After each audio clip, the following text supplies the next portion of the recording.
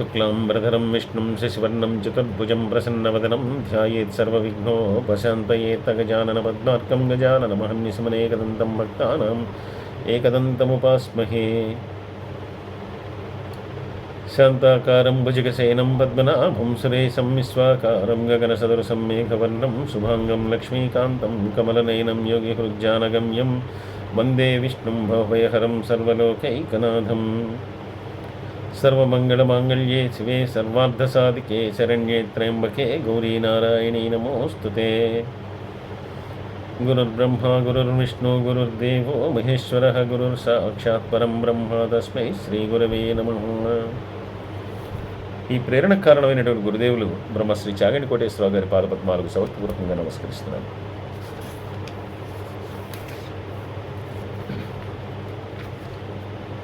అలాగే మరొక ముఖ్యమైనటువంటి విషయాన్ని మనకి పద్మపురాణాంతర్గతంగా మనకి తెలియజేస్తున్నారు. ఈ సూర్యభగవానుడు ఇంద్రుడు ఇద్దరు కూడా అక్కడి నుండి నిష్క్రమించిపోయిన తర్వాత, అక్కడి నుంచి వెళ్ళిపోయిన తర్వాత వెంటనే ఆ విష్ణువు బ్రహ్మదేవుని చూసి, నువ్వు ఈ చరాచర జగత్తునంతా కూడా సృష్టించావు. అయితే ఈ సృష్టికి కారకులము నేను, ఆ పరమేశ్వరుడు. నువ్వు చేస్తున్నటువంటి సృష్టిని నువ్వే నాశనం చేస్తూ ఉన్నావు. అది నాకు సమ్మతమైంది కాదు. నేను సృష్టి చేయమని చెప్పాను, కానీ వినాశనం అనేటటువంటిది నీకు లేదు. అది నువ్వు చేయవలసింది కాదు. ఆ రుద్రుణ్ణి సంహరించాలన్నటువంటిది, రుద్రుణ్ణి నిర్జించాలనేటువంటిది నీ కోరిక కానీ, క్రోధము కానీ, ఇవన్నీ కూడా చాలా ఘోరమైనటువంటి తప్పిదము. కాబట్టి చేసిన తప్పుకి ప్రాయశ్చిత్తం చేసుకోవాల్సిందే. అందువల్ల త్రేతాగ్నులను రగంగొల్పి 1000 సంవత్సరములు ఆహుతుల్ని సమర్పించవలసి ఉంటుంది. ఎందుకంటే అగ్నిహోత్రం కంటే పవిత్రమైనటువంటిది వేరేది ఏదీ లేదు. అంతేకాదు, భూమి మీద బ్రాహ్మణులందరూ కూడా ఆ అగ్నిహోత్ర విధిని ఆచరించడం వల్లనే వాళ్ళందరూ కూడా పరిశుద్ధులవుతున్నారు. కాబట్టి నువ్వు కూడా 1000 సంవత్సరాల పాటు త్రేతాగ్నుల్ని ఆవాహనం చేసి నువ్వు ఆహుతుల్ని సమర్పించు అని చెప్పి బ్రహ్మగారికి ఆ విష్ణువు ఆదేశించాడు. ఎప్పుడైతే ఈ విషయాన్ని చెప్పాడో మళ్ళీ భీష్ముడు అడుగుతున్నాడు,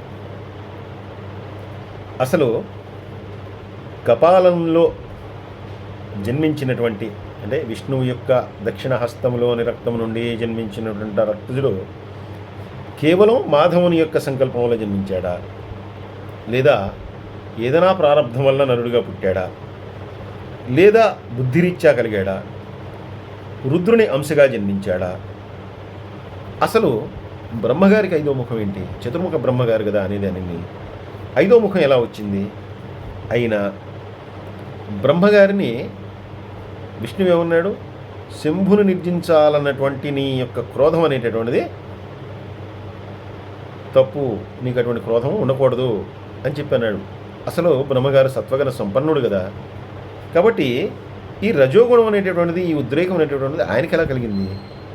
బ్రహ్మగారికి అలాంటి ఉద్రేకం కలగడం ఏంటి? చతుర్ముఖ బ్రహ్మగారికి 5వ ముఖం ఉండటం ఏమిటి? అలాగే ఈయన దక్షిణహస్తం నుండి నరుడు పుట్టడం ఏమిటి?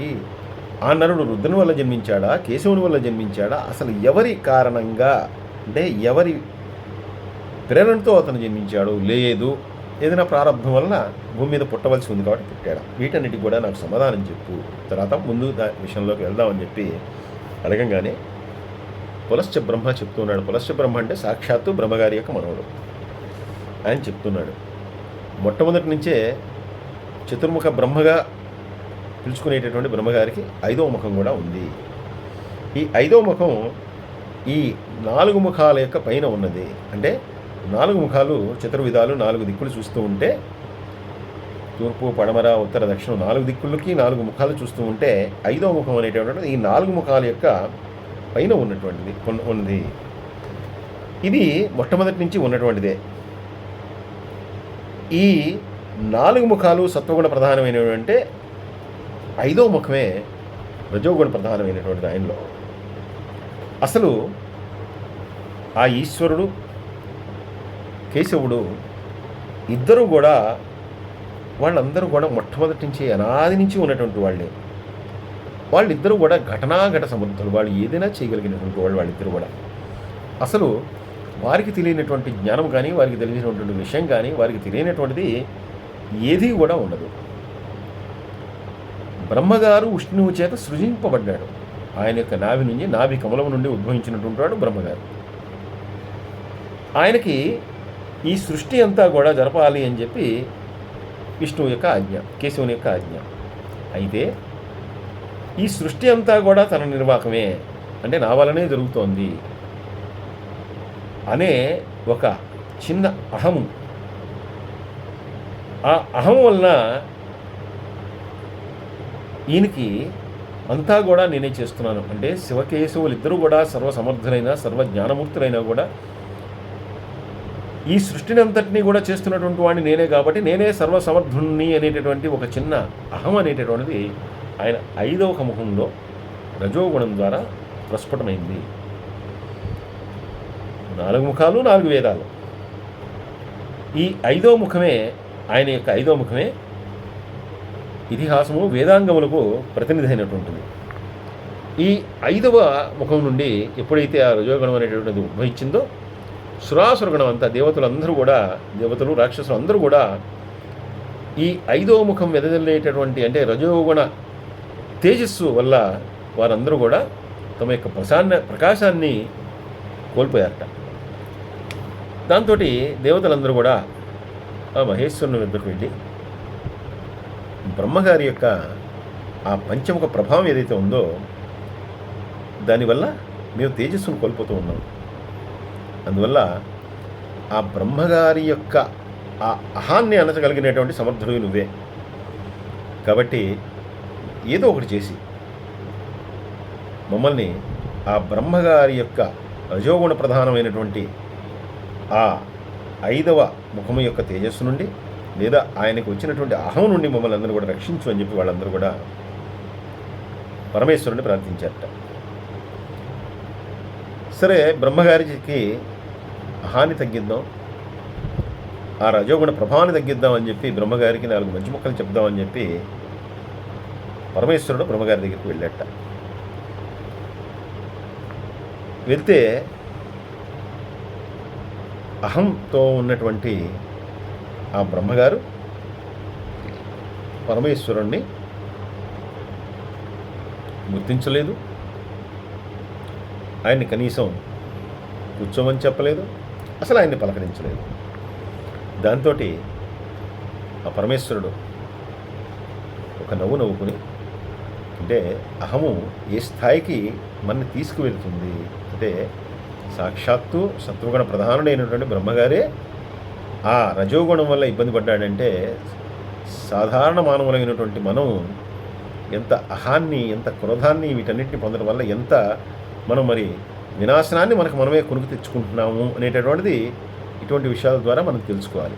అంతేగాని బ్రహ్మగారి యొక్క 5వ శిరస్సు దాన్ని గెలటం ప్రధానమైనటువంటిది ఏంటంటే, అహము అనేటటువంటిది ఎప్పుడైనా కూడా అది వినాశనమునకు హేతు అవుతుంది. ఇప్పుడు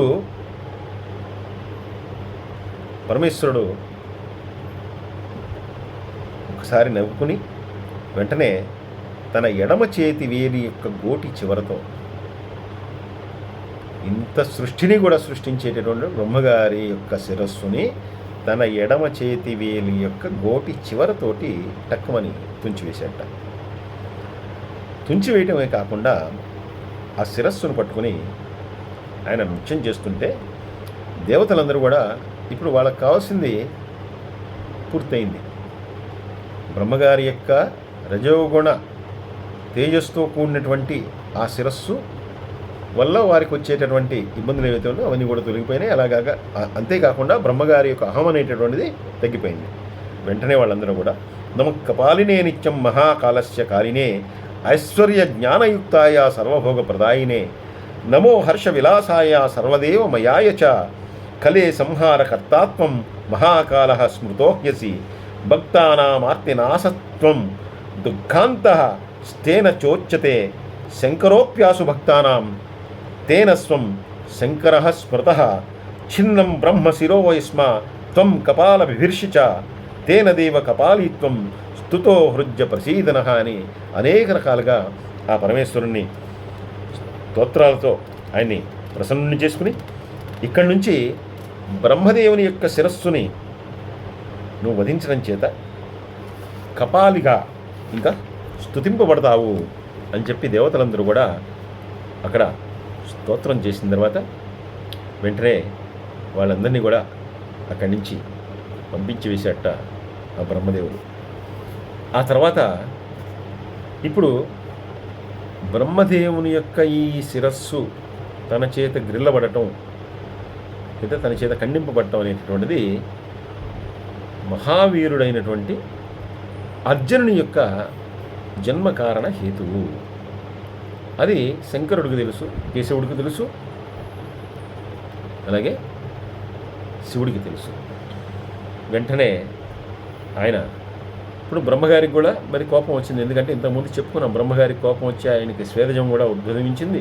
ఆ స్వేదము నుండి ఉద్భవించినటువంటి స్వేదజుడు అని చెప్పి, అందుకని బ్రహ్మగారి యొక్క కోపాన్ని ఉపశమింపజేయటానికి వెంటనే పరమేశ్వరుడు, సాక్షాత్ పరమేశ్వరుడు ఆయన్ని ఒక స్తవాన్ని చేసేట.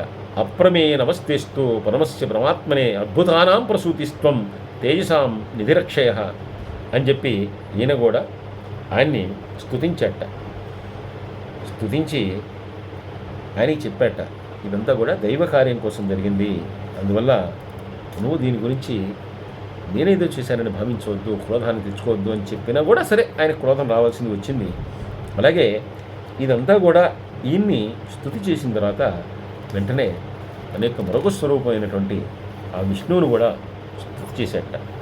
స్తుతి చేసిన తర్వాత ఇప్పుడు బ్రహ్మ విష్ణు మహేశ్వరులందరూ కూడా ఒక చోట ఉన్నారు. ఇప్పుడు ఉన్న తర్వాత ఇప్పుడు రుద్రుడు ఆ శ్రీహరిని దిగట్ట.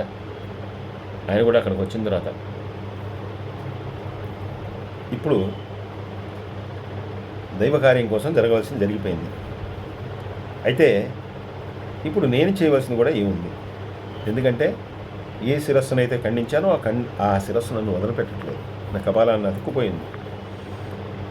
కాబట్టి ఇది నన్ను వదిలిపెట్టట్లేదు, ఎంత వెదిలించుకున్నా కూడా పడట్లేదు.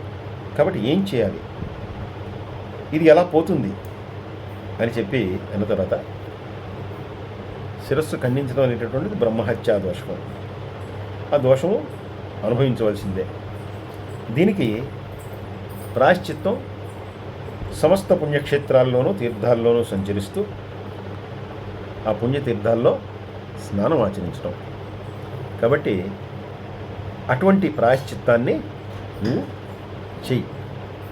చేస్తే తప్పకుండా ఈ ఇబ్బంది ఏదైతే ఉందో, ఆ కపాలాన్ని అంటిపెట్టుకున్నటువంటి ఆ శిరస్సు ఏదైతే ఉందో వదిలిపెడుతుంది అని చెప్పి కేశవుడు కూడా చెప్పిన తర్వాత ఇప్పుడు ఈయన భూమి మీద ఉన్నటువంటి హిమోత్పర్వతం మొదలు మహేంద్రగిరి వరకు ఉన్నటువంటి సమస్త పుణ్యక్షేత్రాలు, తీర్థాలు వీటన్నిటిని కూడా తిరుగుతూ స్నానాన్ని ఆచరించి అప్పటికి ఈ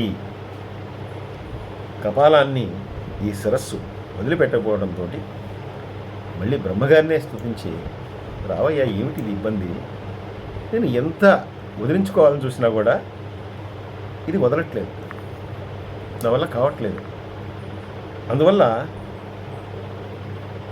ఏదైనా క్షేత్రానికి అటువంటి మహాత్మ్యం ఉంటే చెప్పు, అక్కడికి వెళ్ళి దీన్ని వదిలించుకుంటాను. సకల క్షేత్రాలు దర్శించాను కానీ ఇది ఎందుకో అవ్వలేదయ్యా అని చెప్పినప్పుడు అప్పుడు ఆయన అన్నట్ట దేవతలు, వ్రతనిష్ఠులు, మానవులు అందరూ కూడా ఒక క్షేత్రాన్ని దర్శించి వాళ్ళందరూ కూడా మోక్షాన్ని పొందుతారు. అది సాక్షాత్ భగవత్ స్థానం అవుతుంది. అలాగే కపాల మోచనానికి కూడా అది తీర్థస్థానం అవుతుంది. దేవతలందరికీ కూడా ఎంతో ప్రియమైనటువంటి వరుణ, అసి అనేటటువంటి 2 నదులు అక్కడ ఉన్నాయి. ఆ నదుల మధ్యలో ఎప్పుడు కూడా బ్రహ్మహత్య అనేటటువంటిది జొరబడలేదు.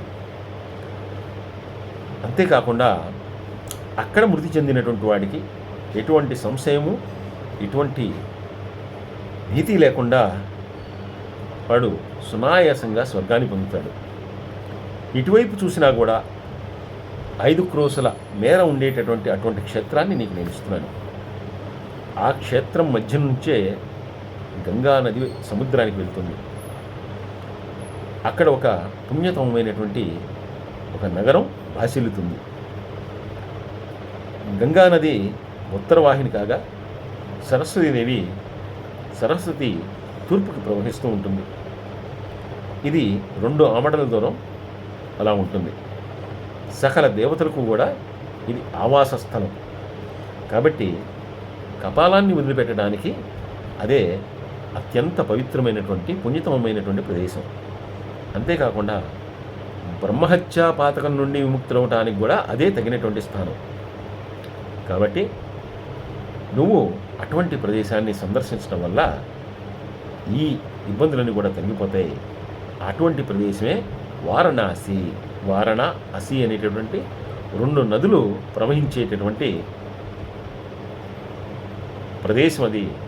కాబట్టి అటువంటి ప్రదేశంలో నీకు ఈ కపాలం నుండి ముక్తి కలుగుతుంది, కపాలాన్ని నువ్వు వదిలిపెట్టగలుగుతావు అని చెప్తూ, అలాగే ఈ క్షేత్రంలో చేసేటటువంటి పిండ ప్రధానానికి కలిగినటువంటి ప్రాముఖ్యతను కూడా వివరించి చెప్పి, అటువంటి పుణ్యతమైనటువంటి మోక్షప్రదమైనటువంటి అమృతతుల్యమైనటువంటి ఒక గొప్ప క్షేత్రాన్ని సాక్షాత్తు బ్రహ్మగారు సృష్టించాడు. అదే వారణాసి. అందుకే ఆ వారణాసి అవిముక్తము అని చెప్పి పిలువబడుతుంది. ఆ వారణాసిలో మరణించినటువంటి వారికి మోక్షం కలుగుతుంది అని చెప్పబడుతుంది. అలాగే భూమి మీద వారణాసి అనేటటువంటిది అత్యంత పవిత్రమైనటువంటి పుణ్యతమైనటువంటి క్షేత్రముగా ఎప్పటికీ కూడా వెలుగుతూ ఉంటుంది. అలాగే వారణాసి అనేటటువంటి ఆ క్షేత్రము సాక్షాత్ దేవతలచే నిర్మించబడినటువంటిది. అలాగే సాక్షాత్తు ఆ పరమేశ్వరుని యొక్క నివాస స్థలమైనటువంటిది అని కూడా మన యొక్క పురాణాలన్నీ కూడా చెప్తూ ఉన్నాయి. అటువంటి వారణాసి క్షేత్రాన్ని సాక్షాత్తు బ్రహ్మగారే ఒక దివ్య తీర్థంగా ఆయన సృజించాడు అని చెప్పి మనకి ఈ పద్మపురాణాంతర్గతంగా చెప్పబడుతోంది. వారణాస్యాం మహాదేవో గవాతో తీర్థం సవేశయత్ అని చెప్పి ఇక్కడ చెప్తూ ఉన్నారు. కాబట్టి అటువంటి వారణాసి క్షేత్రాన్ని దర్శించటం వలన ఈ కపాలము నుండి మోక్షము అంటే కపాలము నుండి విముక్తి కలిగింది అని చెప్పి మనకి పద్మపురాణ అంతర్గతంగా మనకి ఈ అధ్యాయంలో తెలియజేస్తూ ఉన్నారు. సర్వే జనా సుఖినో భవంతు, సమస్తలోకా సుఖినో భవంతు. స్వస్తి.